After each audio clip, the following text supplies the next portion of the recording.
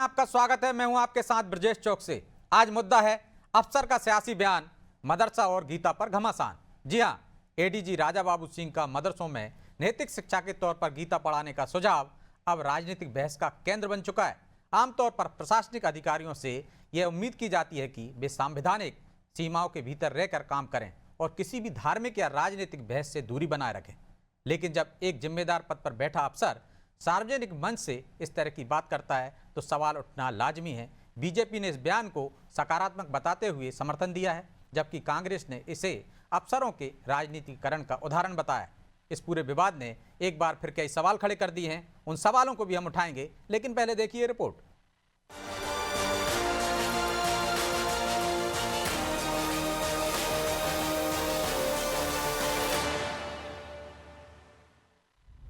मदरसों में गीता पढ़ाने की वकालत, अफसर के सियासी बोल पर सियासत। यूं तो गीता को स्कूली पाठ्यक्रम में शामिल करने और इसे पढ़ाने को लेकर सियासत पहले भी कई बार गरमा चुकी है। अक्सर नेता इस तरह के बयान देकर अपनी राजनीति साधते रहे हैं, लेकिन इस बार सियासी बयान किसी नेता का नहीं बल्कि प्रदेश के एक वरिष्ठ अफसर का है। दरअसल एडीजी राजा बाबू सिंह ने मदरसों में नैतिक शिक्षा के रूप में गीता पढ़ाने की वकालत कर दी। अफसर के इस बयान ने न सिर्फ सियासी हलकों में हलचल मचाई बल्कि प्रशासनिक निष्पक्षता पर भी सवाल खड़े कर दिए। सबसे बड़ा सवाल यही है कि क्या एक प्रशासनिक अफसर का इस तरह सार्वजनिक मंच से धार्मिक और सियासी मुद्दों पर बोलना उनकी मर्यादा के दायरे में आता है? और अगर मदरसों में गीता पढ़ाने की बात की जा रही है तो क्या संस्कृत विद्यालयों में कुरान पढ़ाने का भी सुझाव दिया जाएगा? हालांकि जैसे ही एडीजी का बयान सामने आया, बीजेपी ने खुलकर इसका समर्थन कर दिया। देखिए, ये सबको समझना चाहिए कि जो गीता है, ये गीता भारत के नहीं पूरे विश्व के मानवता की रक्षा का सबसे बड़ा उदाहरण है।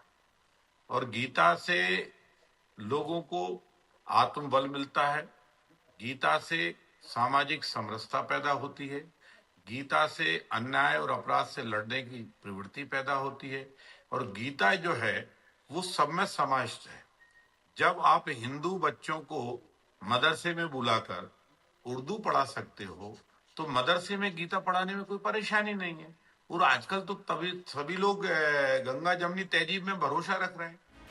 बीजेपी जहां अफसर के बयान को सही ठहराती नजर आ रही है तो वही विपक्ष इसे प्रशासन का राजनीतिकरण बता रही है। कांग्रेस का कहना है कि अफसरों को सियासत से दूर रहकर काम करना चाहिए।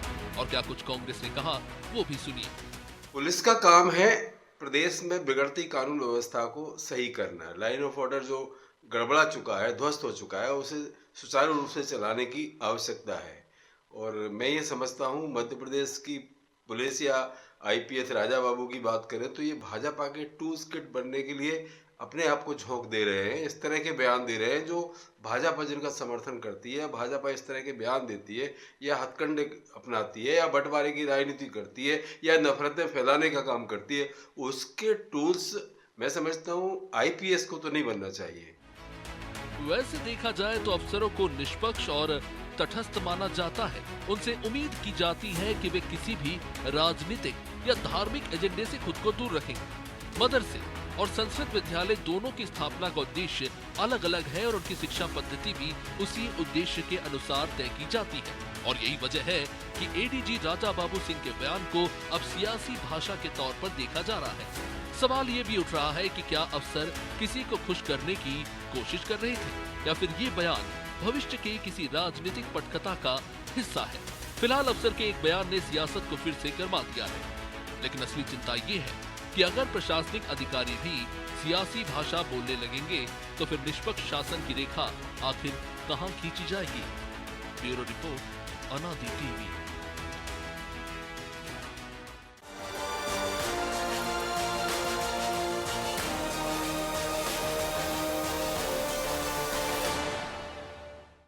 इस मुद्दे पर चर्चा शुरू करें उससे पहले वो सवाल जो जरूरी हैं। पहला सवाल, नेताओं जैसे बयान देने के पीछे एडीजी राजा बाबू की क्या मंशा है? दूसरा सवाल, क्या इस तरह के बयान सेवा शर्तों का उल्लंघन नहीं है? तीसरा सवाल, क्या यह बयान बीजेपी और कांग्रेस को सियासी ऑक्सीजन देता है? चलिए इन सवालों के साथ इस मुद्दे पर चर्चा शुरू करते हैं। चर्चा में हमारे साथ जुड़ गए हैं बीजेपी प्रवक्ता डॉक्टर प्रेम व्यास, मुस्लिम स्कॉलर तोकिर निजामी और रिटायर्ड आईपीएस संजय सिंह। आप तीनों का बहुत बहुत स्वागत है। और शुरुआत व्यास जी आप ही से करते हैं। कांग्रेस आरोप लगा रही है कि वो आपके टूल किट बन गए, पुलिस अफसर सरकार के एजेंडे की भाषा बोल रहे हैं, बंटवारा करना चाहते हैं। व्यास जी,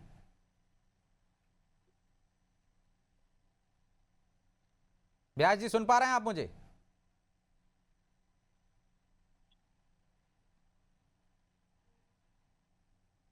व्यास जी आप सुन पा रहे हैं मुझे?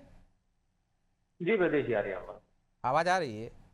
कांग्रेस आरोप लगा रही है कि पुलिस अफसर टूल किट बन गए हैं आपके, मदरसों में गीता पढ़ानी चाहिए, वो ये बयान दे रहे हैं और आप उसका समर्थन कर रहे हैं। देखिए ब्रजेश जी, मुझे लगता है कि मुख्य रूप से जो भारतीय संविधान है वो धर्मनिरपेक्ष है, लेकिन वो भारतीय संविधान संस्कृति विरोधी नहीं है। अब जिस तरह की बातें कांग्रेस यहाँ पर करने का प्रयास कर रही है, कांग्रेस के साथ समस्या क्या है कि जब डॉक्टर जाकिर नाइक जो है उद्बोधन देते थे तो यही दिग्विजय सिंह साहब IAS IPS अफसरों को जबरिया उनको सुनने के लिए करते थे, ऑन रिकॉर्ड है ये सब बातें। लेकिन आज अगर गीता की बात होगी तो उनको समस्या हो जाएगी। अब दूसरी बात है कि किसी भी शैक्षणिक संस्थान में जो भी शिक्षा पद्धति अर्जित की जाती वो वहां का बोर्ड तय करता है, वहां की समितियां तय करती, पर निश्चित रूप से संविधान इस बात की यहाँ बात ये नहीं हो रही कि गीता अच्छी है आजादी या नहीं है, बात ये हो ही नहीं रही व्यास जी। लेकिन एक अफसर ऐसे बयान दे रहा है कि मदरसों में गीता पढ़ाना चाहिए, तो ये अफसर का काम है क्या? वो कह रहे हैं कानून व्यवस्था का काम है अफसरों का। राजनीतिक बयान क्यों? क्योंकि आपको ऑक्सीजन मिलती है उससे। नहीं ब्रजेश जी, मैं आपको इसलिए पूरा इतिहास बताने का प्रयास कर रहा था कि अगर कई सारे देशों में गीता को पढ़ाया जाता है। दूसरी बात है कि सिर्फ संविधान की बात करेंगे तो संविधान में तो रामकृष्ण के चित्र अंकित है प्रियम्बलम में, क्या उसको हटा दिया जाएगा? सर्वोच्च न्यायालय में लिखा है कि तो धर्म सत्य है, क्या उसको हटा दिया जाएगा? क्या स्टेट एम्बलम ऑफ इंडिया में धर्म चक्र प्रवर्तनाय लिखा है, उसको हटा दिया जाएगा? कई सारे देशों में फिलॉसफी लाइफ मैनेजमेंट कोर्सेज के रूप में गीता जी को पढ़ाया जाता है। तो आज अगर मॉडर्नाइजेशन के साथ में यह बात की जाती कि हमारे मुस्लिम भाई, मुस्लिम बच्चे विज्ञान, गणित, कंप्यूटर, गीता जी को जो है ऐसे जिस तरह से फिलॉसफी और मैनेजमेंट के रूप में पढ़ाया जाता है दूसरे देशों में, चाहे वो न्यू जर्सी हो जहां पर सेटन हॉल यूनिवर्सिटी में बाकायदा ट्रांसलेशन करके पढ़ाया जा रहा है, अमेरिका में पढ़ाया जा रहा है, उसके बाद में नीदरलैंड्स में पढ़ाया जा रहा है, तो कई सारे देशों में आप मेरा सवाल ही नहीं समझे। जा रहा है। अरे अफसर कैसे बयान दे रहे हैं भाई? धर्म पर, राजनीति पर, शिक्षा पर पाठ्यक्रम अफसर तय करेंगे क्या? आपके मंत्री बोले, आप बोले, सरकार बोले, अफसर कौन?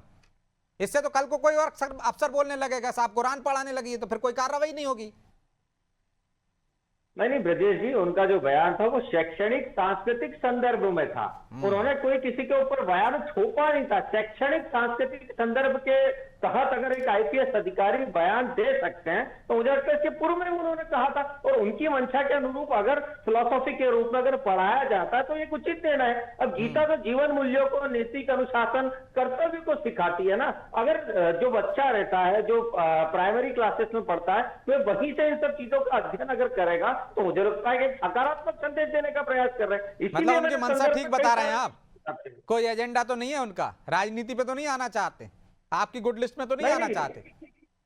ब्रजेश जी, अमेरिका में क्या हमारा एजेंडा चल रहा है, न्यू जर्सी में क्या हमारा एजेंडा चल रहा है, नीदरलैंड में क्या हमारा एजेंडा चल रहा है, उसके बाद में सेटन हॉल यूनिवर्सिटी में क्या हमारा एजेंडा चल रहा है, कई सारे देशों में गीता जी को अगर पढ़ाया जा रहा है तो क्या हमारा एजेंडा चल रहा है। उसके बाद मैंने आपको 3-4 संदर्भ और बताया कि संविधान में अंकित है, तो क्या हमारा एजेंडा है? क्या नेहरू जी हमारे एजेंडे को चलाने का कार्य कर रहे थे? सर्वोच्च न्यायालय के एनवलप पे लिखा है, तो क्या सर्वोच्च न्यायालय में हमारा एजेंडा चल रहा था? और जो लोग जो धर्म की खिलाफत करते हैं, संस्कृति के खिलाफ जाते हैं, निश्चित रूप से उनको एजेंडा प्रदर्शित होगा और वो डरने का कार्य करेंगे। इसीलिए मैंने कहा कि भारतीय दर्शन से डर फैलाने का कार्य कांग्रेस करती है, तुष्टीकरण का कार्य करती है, और इसके पूर्व बढ़ाया जा रहा था ना, इसके पूर्व बढ़ाया जा रहा था। कल को कोई कहने लगेगा कि सांस्कृतिक विद्यालय में कुरान पढ़ाने लगो, गुरुकुलों में आप जहां गीता मंत्र पढ़ा रहे हो, धर्म की शिक्षा दे रहे हो, वहां कुरान की शिक्षा देने लगो, कोई भी कुछ कह सकता है ना, फिर आप उसका समर्थन करोगे क्या?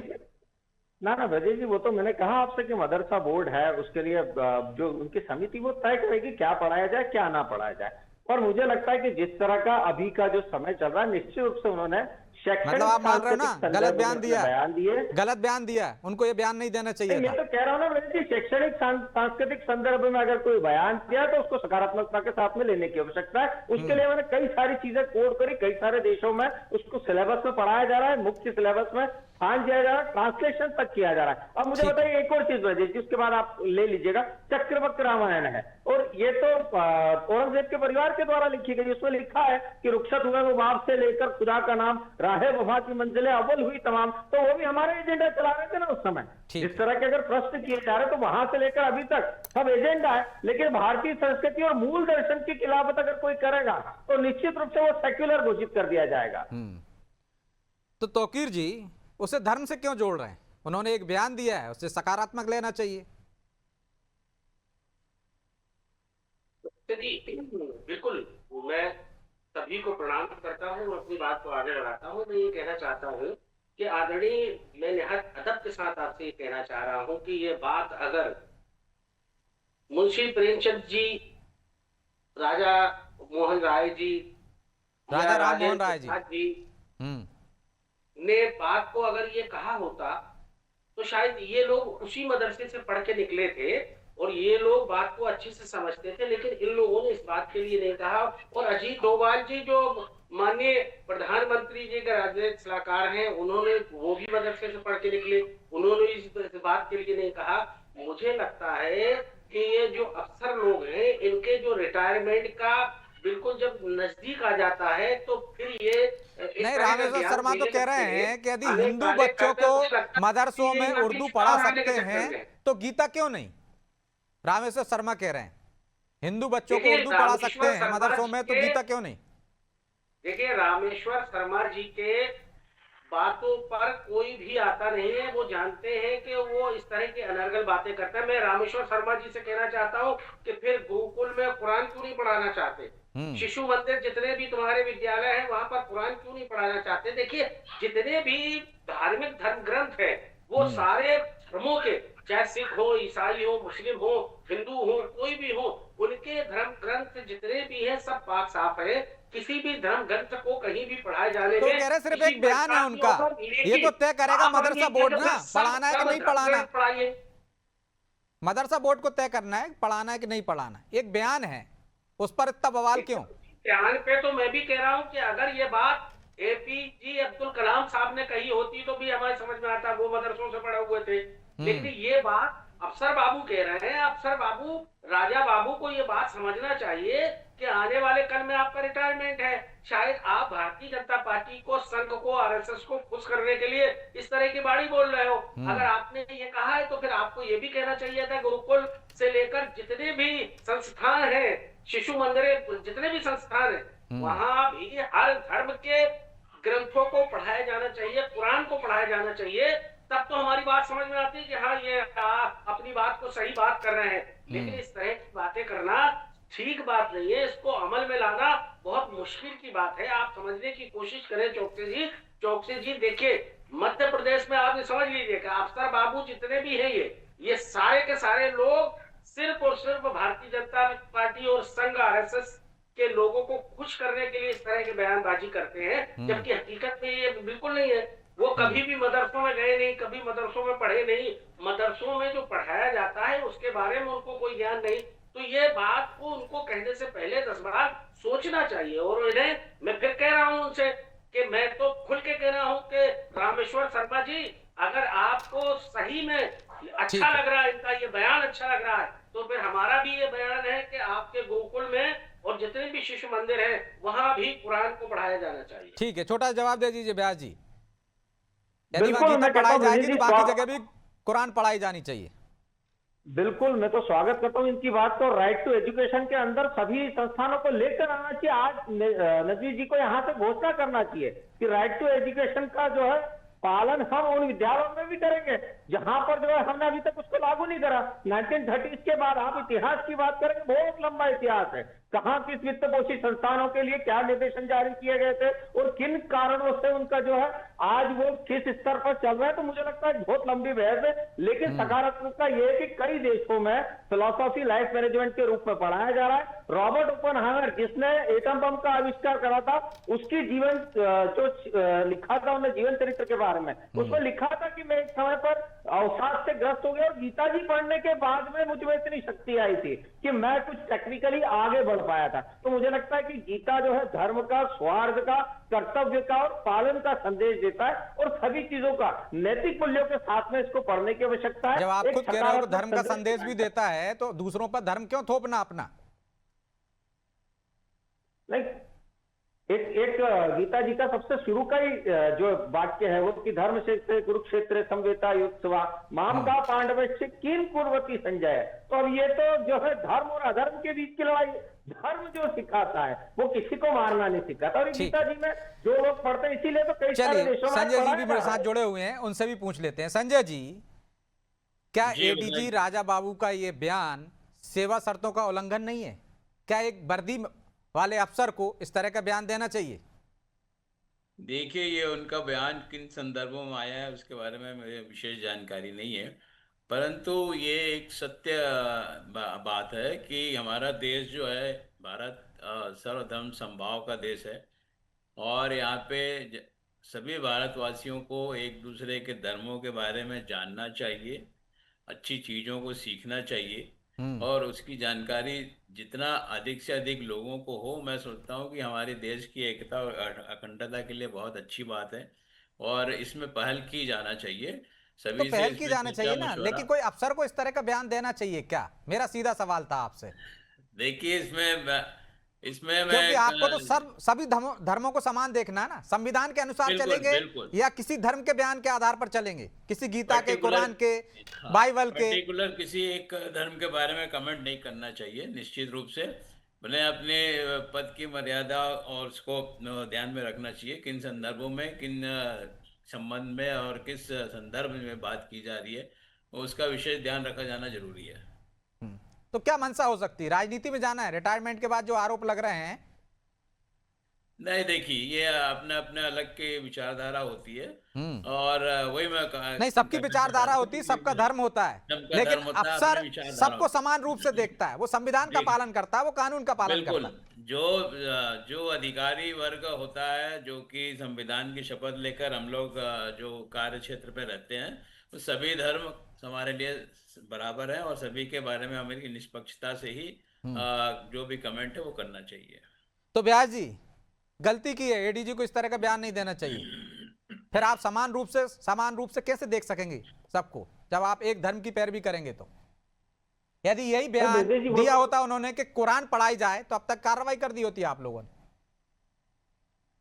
ब्रजेश जी, वो तो अपने कार्य और कार्य के अनुपालन में प्रदर्शित होगा ना। इसीलिए मैंने बोला कि सांस्कृतिक संदर्भ में कोई चर्चा करना, कोई चेतना के अनुसार चर्चा करना, किसी शिक्षण पद्धति को लागू करने के लिए अगर वे प्रयास करते हैं या निर्देशित करते हैं, तो ये कोई सरकारी आदेश नहीं होता। निश्चित रूप से उनके मंशा के अनुरूप फील्ड में वे समदर्शी है, संभाव के साथ में कार्य करते हैं और मुख्य यही होता है कि आप फील्ड में किस तरह का कार्य कर रहे हैं। दूसरी तरफ है कि मैंने कहा ना कि वो तो कह रहे थे ट्रेनिंग स्कूल में भी गीता पढ़ाया जाना चाहिए, उन्होंने ये तो नहीं कहा कि कुरान पढ़ाई जानी चाहिए।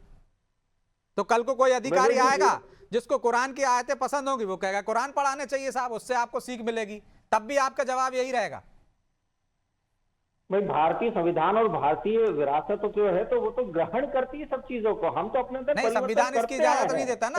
आप धर्म की बात करें, आप तो संविधान के तहत चलेंगे ना। ऐसे तो सारे अफसर अपने अपने बयान देने लगेंगे, निजी विचार व्यक्त करने लगेंगे। रिटायरमेंट के बाद करिए, आप समाज सेवा करिए। नहीं विजय जी, इसीलिए मैंने कहा कि दोनों संदर्भ अलग है, दोनों विषय अलग है। यूनेस्को में भी मेमोरी ऑफ वर्ल्ड रजिस्टर में गीता जी को जो है स्थान मिला है। भाई साहब, तो क्या वो भी गलत सब मान कर लिया रही है? मैंने, आपके फेवर का बयान है, इसलिए आप उनको बचाव कर रहे हैं। मैंने सीधा कहा कि कोई कहे कुरान पढ़ाना चाहिए, बाइबल पढ़ाना चाहिए, सब में अच्छी चीजें हैं ना, तो तब भी आपका यही बयान रहेगा। नहीं, मैंने तो इसीलिए ब्रजेश जी स्पष्ट रूप से कहा है कि शैक्षणिक सांस्कृतिक संदर्भ में दिया गया बयान है। दूसरी बात है कि संविधान धर्मनिरपेक्ष है, लेकिन संस्कृति विरोधी नहीं है। ये दोनों बातें अलग है। और लेकिन दूसरा, देश तो अगर संविधान से संवैधानिक चलता है ना, मूल्यों की- संस्कृति विरोधी नहीं है ना। कल को कहो कि संविधान हटा दीजिए, आप संस्कृति से चलाएंगे, विरोधी तो है नहीं ब्रजेश जी, संस्कृति का। संविधान के अंतर्गत ही तो वे अपने नैतिक मूल्य और जनता के लिए जो समदर्शी संभाव मामला है उसको लेकर चल रहे हैं। लेकिन सांस्कृतिक संदर्भ में अगर वे कोई बात प्रदर्शित करते हैं, अगर अच्छी लगे तो ग्रहण करिए, नहीं लगे तो जैसे एमयू से, जामिया मिलिया से आरक्षण समाप्त कर चुके हैं, उसको समाप्त कर दीजिए। ठीक है, तोकर जी कुछ कह रहे हैं। जी निजामी जी। देखिए डॉक्टर व्यास जी, मैं कहना चाहता हूं कि आदरणीय, आपको कहना चाहिए ना कि अगर वो ये कहते कि भारत का जो संविधान है वो हमारे सारे बच्चों को सब जगह पढ़ाया जाना चाहिए, तो भी बात समझ में आती है। आप समझने की कोशिश करिए। व्यास जी, ये तो बता दीजिए स्कूलों का स्तर कितना गिर गया है, शिक्षा में आप देख रहे हैं कितना भ्रष्टाचार हो रहा, व्यापम जैसे घोटाले आप मुद्दे आप से लोग भटक रहे हैं, हम सीधे उस पर भी आप बोलना पढ़ाई नहीं पे बात चाहते, कर रहे हैं, बताना आप नहीं इधर उधर मत चाहते, जाइए। घोटाले हो रहे हैं तोकीर चौधरी जी, मुद्दे से इधर मत जाइए। चलिए, वो कह रहे हैं कि गलत क्या आरिफ है, मोहम्मद बयान है आरिफ कोई। मोहम्मद खान साहब ने भी मदरसों के आधुनिकीकरण के लिए बोला है ब्रजेश जी। अब आरिफ मोहम्मद खान से ज्यादा फाटिल कोई है क्या? कोई ज्यादा पढ़ा लिखा मुझे, जिसको फारसी आती हो, उर्दू आती हो, अंग्रेजी आती हो, हिंदी आती हो, उन्होंने भी कहा है कि मदरसे में जो आधुनिक शिक्षा होनी चाहिए। आप कितने लोग उनको मान रहे हैं? डॉक्टर एपीजे अब्दुल कलाम साहब ने कहा था, कितने लोग उनको मान रहे हैं? समस्या यही है ना कि अगर डॉक्टर जाकिर नाइक को शांति का मसला, अब्दुल कलाम साहब ने कहा था कि महाभारत रामायण पढ़ाई जा रही है मदरसों में। व्यास जी, ये बताएं क्या उन्होंने ये कहा था कि वहां पर रामायण, गीता, महाभारत और ये सब चीजें पढ़ाई जानी चाहिए? नहीं, आधुनिक की बात करी थी। आप तो जिम्मेदार आदमी हो, आप प्रवक्ता हो भारतीय जनता पार्टी के, बताइए, आप ऐसी बात मुझे कर रहे बताइए हो। फिलोसॉफी क्या है? अरे तोकीर साहब, एक मिनट, फिलोसॉफी क्या है? फिलोसॉफी ऑफ लाइफ मैनेजमेंट क्या चलिए ये बता दीजिए, खत्म करिए सब बात। अरे मेरे को आप सिर्फ इतना बता दीजिए कि अगर उन्होंने ये फिलोसॉफी ऑफ लाइफ मैनेजमेंट अगर कुरान को पढ़ाना है, बाइबल को पढ़ाना है, आपको गुरुवाणी को पढ़ाना है, तो क्या आप उसका स्वागत करते या नहीं करते? सवाल तो ये उठता, पहले ये क्यों नहीं बताना चाहते? अभी तो आपने कहा कि कई सारे लोग मदरसों से पढ़े हैं तो उनका स्वागत करा है ना। एपीजे अब्दुल कलाम साहब का स्वागत करा है, आरिफ मोहम्मद साहब का स्वागत करके गवर्नर बनाया है, करा है स्वागत हमने। जो व्यक्ति मुख्य धारा के साथ में, संस्कृति के साथ में चल रहा है, निश्चित रूप से पूरे भारत में, चाहे हिंदू हो चाहे मुस्लिम हो, उसके लिए वो पूजनीय है। और अगर कहीं परिवर्तन की दृष्टि से, अगर कोई अपडेशन की दृष्टि से और बच्चों के सकारात्मक भविष्य की दृष्टि से कोई अधिकारी कोई बात करता है, अगर आपको सकारात्मक लेती है उसको स्वीकार करिए, सकारात्मक नहीं लगती है तो मैंने कहा ना, एमयू, जामिया मिलिया से जिस तरह से आरक्षण समाप्त हो गया, लेकिन उसको समाप्त कर दीजिए। नहीं, ये आपका तर्क गलत है कि सकारात्मक है या नहीं है। मेरा सवाल सीधा यही था कि इस तरह की भाषा बोलना ही कैसे, इस तरह की धार्मिक टिप्पणी करना, शैक्षणिक नीति पर बात करना किसी अफसर को जरूरत ही क्यों है?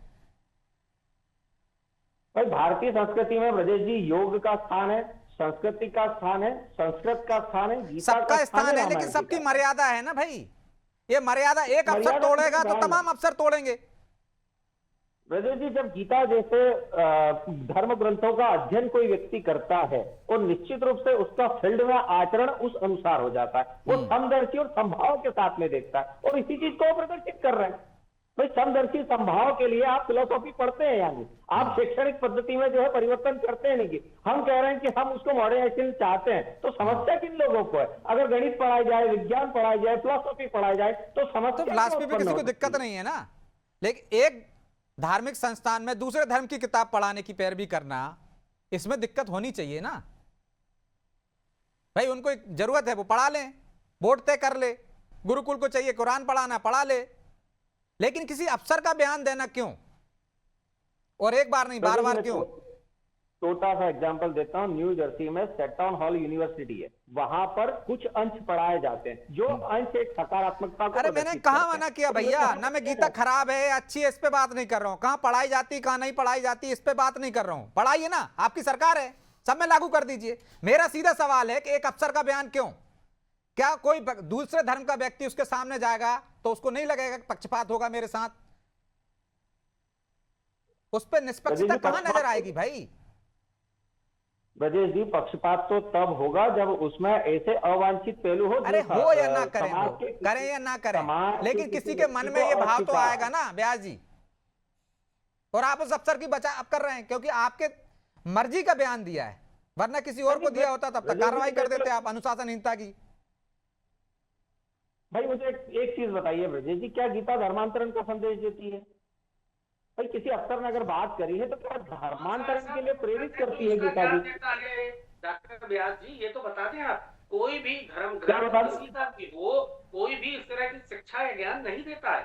तो फिर आप सारे नहीं, धर्म किसी ग्रंथों बात की बात नहीं कर रहे।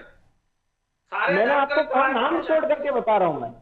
कार्ल सेगन, जिसने परजीवी सभ्यता में जो है परजीवी है उनके लिए संदेश लिखा था, उनने भारतीय संस्कृति की बात करी कि मैं यहाँ इंडिया फिजियोलॉजी जो है और जो चलिए व्यास जी, कैलकुलेशन। माफी चाहता हूं क्योंकि समय की भी बाध्यता है, इसलिए चर्चा को यहीं विराम देना होगा। आप तीनों का बहुत बहुत धन्यवाद। सवाल ये नहीं है कि गीता को पढ़ाया जाना चाहिए या नहीं पढ़ाया जाना चाहिए, सवाल ये है कि अफसर अपनी सीमाएं क्यों लांघ रहे हैं, क्यों वो सेवा शर्तों का उल्लंघन कर रहे हैं और क्यों उनका बचाव किया जा रहा है।